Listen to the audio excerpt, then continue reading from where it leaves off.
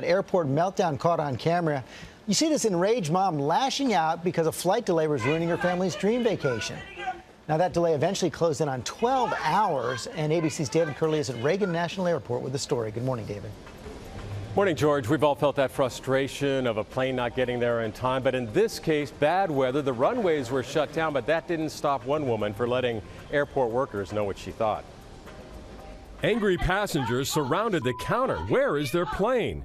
If there's no flight, just say there's no flight! This just discovered video shows a frustrated crowd waiting for a 9 p.m. flight from LaGuardia to Miami on American Airlines. I'm getting everyone's name here because you're all in.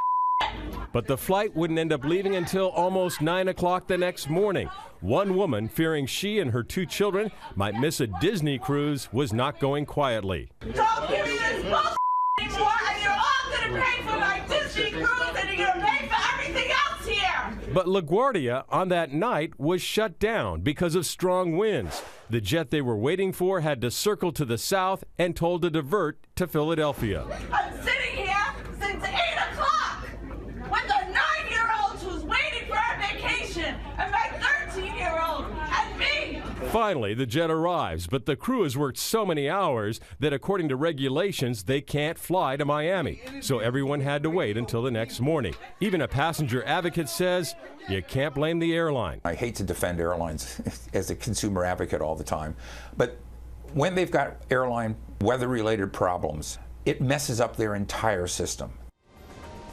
Now, here is what we've learned about this flight. It got into Miami the next day, and Disney says everybody that was booked on its cruise ship got on the ship. So apparently, the mother and children made that trip on the Disney cruise line. One last thing to you, George and Robin. The woman who released this video was kind of mad at American Airlines, but online people seem to be saying the woman kind of went a little bit too far in berating some of those counters.